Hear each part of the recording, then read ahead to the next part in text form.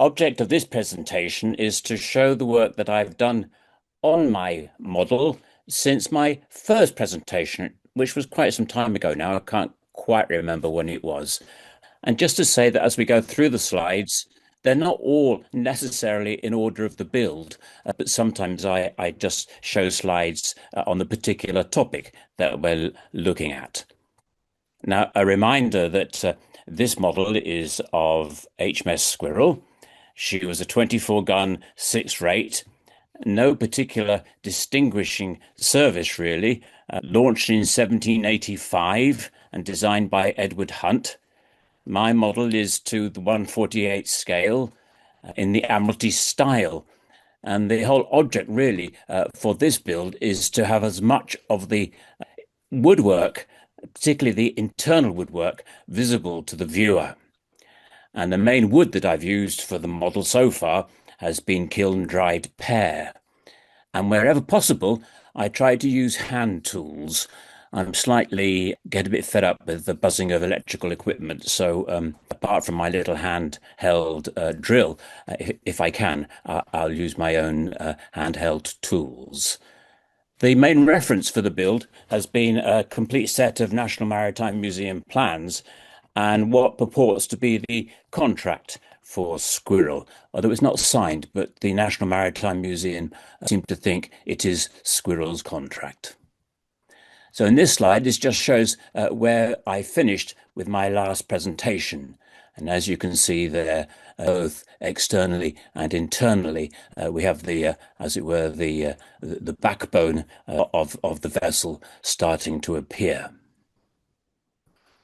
Having got the platforms established in her hull, the next thing was to install the bulkheads on those platforms. And in this slide, we're looking at the after platform and into the magazine. You can see the shelves where the cartridges would have been stowed and the lightroom window. In some respects, I wish I'd put a decent instead of just a wooden decking down there. I tried to, I think they had them lead lined, but I haven't. So there we are. And that's looking at the forward platform with its various bulkheads and things on, and the forward riding bit, whose legs go right down into the hull. And this was when I had completed temporarily fixing the lower deck beams into position along their clamp. And the white line there is obviously a plumb line, which was quite important because it then means that I could mark out each of the beams and know exactly where the center of it is for all other subsequent measurements along the beams. And there they are again. And this time each beam's been removed from its temporary position, held fast by those pins, and mortises cut into them where the carlins will eventually go. And here we are, the long and tedious job of fixing in the hanging and lodging knees. And this is just a little demonstration of how I sometimes make the lodging knees by getting a blank, which will become the knee, and placing it on top of my deck beam plan, which you can see there in that slide, so I can get almost the right width of the actual piece of wood. And then on the left-hand slide there, the piece of wood fits snugly between the two beams, and I use a washer and run that along the side of the hull so that I can make sure that the frame, the knee, will fit comfortably in there. And then cutting out a template from my plan, I get the final shape of the knee. And here on this slide, on the left-hand side there, you can see I'm actually cutting the knee out using my fret saw. And on the right hand, there is the final knee ready to be put into the vessel. These are the pump tubes temporarily fixed into the well. I hope you can see my pointer there, because also this slide shows the carlins and ledges that have now been installed on the half of the vessel. They're coming up to the midship section. Now, if I come onto this one, here we are. This is the making the main gear and topsail sheet bits. And I just put this slide in because again you can see part of my own plan lying underneath the wood there, and there are the parts of the bits ready to be put together.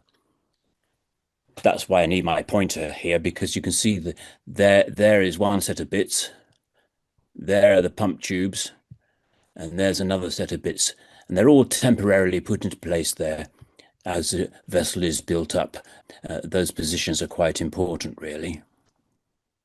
That's just making the forward riding bits, and I've used a piece of wood in the middle of it all to make sure everything is plumb and perpendicular. And again, you can see one of my plans that the wood is set above. And I show this slide because this template is, or this jig is really quite important, and it's constantly in use because the brass has got those three gaps along its edge, and each one represents the width of a mortise that'll be going into the ledges or the carlings or indeed the beams. It just makes it a lot easier for carving those mortises out. And there we are. Now we're looking down onto the lower deck, and we've moved past the midship section towards the bow, got all the carlings and the ledges in there, and it's just really the very forward part that has still got to be worked on. Now, having said that, I don't often use electrical appliances. I have to admit that here, to make the waterway plank, I was very proud because I made my own router bit, which then went into my router machine. But there it is. And all it is a household nail, obviously cut off, and then a piece of brass shaped to the right shape and silver soldered into the top of the nail. And you can see the result of the using the router on that, because above it is actually the one of the waterway planks. And I think it came out quite well, actually. But then I suppose I would. And there's the waterway plank being installed. You can see that along there. Now, I do apologize that this is not the best of qualities of photographs, but I've included it because, again, you can see the waterway plank, and then above it is the spurketing with its scarf joints in it. And then above that is the deck clamp for the upper deck. And again, if you look carefully, you can see the scarf joints in those. That's just a picture of some of the deck hooks.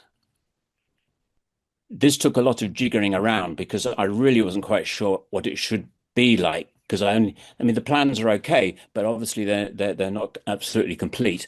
And I just have the plans and the contract and obviously my reference books of other vessels. But the contract for Squirrel made it quite clear that there was a lower transom knee, which is that one there with the very long tail, which is actually fitted onto the wing transom. And then above it, there seems to be, so far as I can make out anyway, a dagger knee. And that's the sort of the best dagger knee that I could think of, because there are other things that go above it, which you'll see in a moment. But there is a dagger knee that is fixed onto the deck transom running along there. So there we are. That's how I left it in the end, after a lot of playing around with it, I must say. The rudder and the tiller just temporarily fitted in place before being fitted out, and the rudder hung on the vessel there. The metal parts are obviously brass, blackened.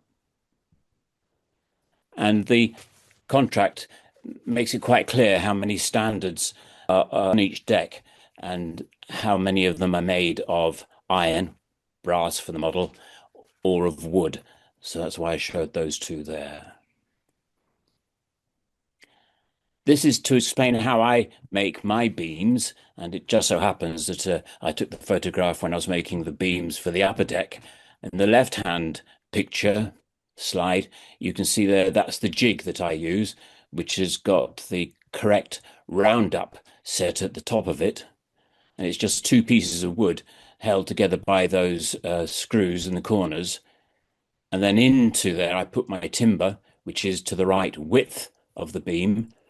And so once it's in there, I can either mark it or can just use a spoke shave to get the right round up on it, which is what I'm doing on the right-hand slide there with the jig fastened there in my vise.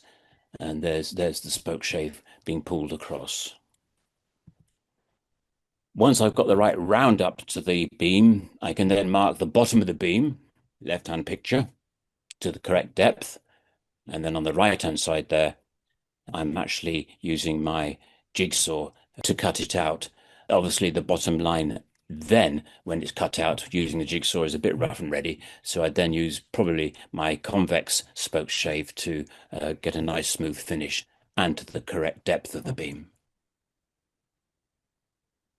Of course, not all the beams are just single beams. Quite a few of them in the midship section are doubled up. And on the left-hand side, you can see the fairly complex scarf joint that is used to join the two halves of the beam together. I was curious as to why this construction is used, and I expect those of you who know much more about this than I do will tell me otherwise. But I think one reason is certainly it means that you can make quite a large beam, but use two pieces of wood. So you're not just relying on huge, long, or very tall trees to make your longest beams. The right-hand picture shows how I begin to make these. The piece of wood there is to the right width of the beam, and the right shape of the scarf is put into it in that wedge shape. And I'm using my marker to mark along its side one of the depths of the what I call mortises that you'll see a bit more clearly on the next one. And there we are. That's looking now. I've turned my piece of wood onto its front, onto its side. It's lying flat, if you like. And you can see each of those individual sections, which are marked out, represent a particular depth on the scarf joint. In fact, you can see the little pencil crosses there to show me whether I need to go one depth down or two depths down. And on the right-hand side there, you can see that I'm actually making the mortises using my handheld router. Then the piece of wood is usually, it is cut in half, which you see on the left-hand side there, blackened, and then a lot of glue splodged onto it.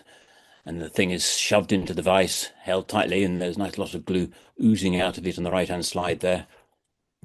And hey presto, there are some of my double beams with their scarves joints in the center. And of course, the midship beam is not just a doubled up beam, but it also has added strength with these side supports that are also scarfed onto the whole construction. And on the right-hand slide, you can see the final result.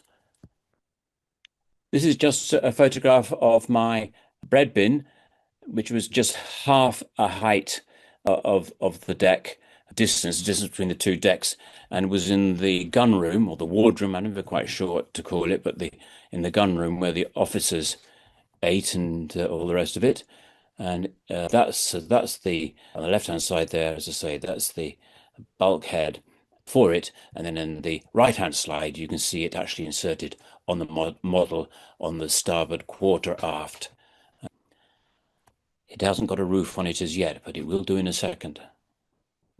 There it is, completely roofed. It was exactly the same structure on the port side of the vessel, and I left the roof off that so you can see the scarf joints and all the rest of it below it, knees below it. This is just a photograph of the bulkhead of the officers' cabins, which are on the lower deck. And in particular, I'm interested at the moment on that outer bulkhead, the one that runs fore and aft. On the left-hand side, I begin to make these with my piece of timber and etch in the shapes that are going to be needed. That's the panels and the doors. And on the right-hand slide, you can see there I'm actually using my chisel and my router to make the panels. And actually on the left-hand side of it, there is a door already in place. And that on the left-hand slide, that shows my jig that I use to make the doors, and I'm sliding in the bottom panel. And the right-hand side, there's that complete bulkhead ready to be installed on the vessel, on the model. The left-hand picture shows the two fore and aft bulkheads in place.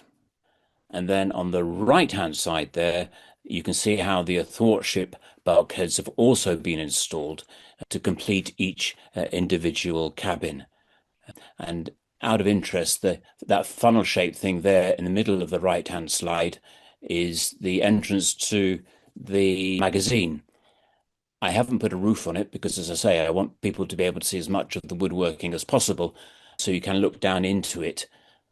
On the vessel itself, and also on the model, on the starboard side, there is a door, and so you'd have gone through that door, down a companionway, down towards the magazine, and then through two doors actually, until you actually entered the magazine itself. So it was fairly well protected. That's my second attempt actually to make the officer's pantry on the left-hand side, and there it is on the right-hand side. You can see there how it's installed with the beams running across it. And there again, there's a picture of the officer's pantry. And also forward of this is an athwartship's bulkhead that I've put in. I can't see it on the plan, but again, looking at the various other vessels of this size and doing my research on it, I think there probably was a bulkhead like that, separating the gun room aft there and the rest of the crew, the hoi polloi up forward. We can't have the two mixing, can we? So that's why that goes there. Just a quick photograph of how I make my companionways. I would imagine it's a fairly standard method, and no doubt many of you do similar ways as I do. And that just shows it's on the it's a hatchway there and a companionway going down, I think, to the lower platform, but well, it would be. And this is just to show you how I make my gratings. I've tried all sorts of different ways. I mean, they're so fiddly, aren't they? And sometimes you just think you're going to get them right, and the teeth break. Well, I now make the strips for them using my tabletop saw, so you get this toothed strip, and then I glue on the right-hand slide. I glue along the edge that has got no teeth on them, and then push them all together. And I have now found that that's a pretty good way of making a grating. It's the only thing you must do is make sure you got sufficient glue along that edge, otherwise they can fall apart. But that's now how I've reverted to making gratings anyway. Just making left and the right, making combings for the hatch, for a hatch. And there's a picture of some of the combings and gratings and hatchways and things. And you can see the pillars that have gone in. And this just shows me using my small lathe to turn the jury-rigged mizzen mast up. Again, it was to help me make sure everything was aligning up properly. And on the right-hand slide, again, it's that jury-rigged mizzen mast is just being temporarily held in place there using those wedges. They're much too big, of course, but it worked. This is making the tiller and the tiller sweep. That's the complete thing there, but I'll just take you through it. On the left-hand side there, I'm making the tiller sweep, and that shows you on, say, on the left slide there, the groove along which the gooseneck on top of the tiller will eventually move along. And on the right-hand side, you can see that I've got the tiller sweep fixed in my vise, and I'm slowly adding the sheaves on the forward edge of it, actually, when it's fitted, along which the tiller ropes run. That's the tiller itself, fully rigged, ready to go into the rudder. And there we are. That's the complete thing. It's actually just being held there by that clamp, ready to be set properly in place and attached to those beams. And you can actually see there the gooseneck fitting that moves along, slides along. the sweep there. That's just a very quick photograph. I added another ribband onto the outside of the hull to try and even things up a little bit. And this is making the parts for the upper deck mizzen partner. There are the parts on the left-hand side, and there's the partner in place on the right. And this again was something it took ages to do, making them properly, the partners for the main mast on both the lower and the upper deck. It was really complicated because, yet again, you've got to get all the pump tubes running properly through the two of them, and also, of course, the mast. But anyway, this shows my final attempts of doing it. You can see how they build up from the left to the right. Bits and pieces are added onto it. And again, the same thing there with my plans for the partners. And then on the left-hand side, at long last, you can see how the pump tubes and the mast and the bits here all line up beautifully between the upper deck and the lower deck partners. And on the right-hand side there's my just a close-up view of one of these partners in place.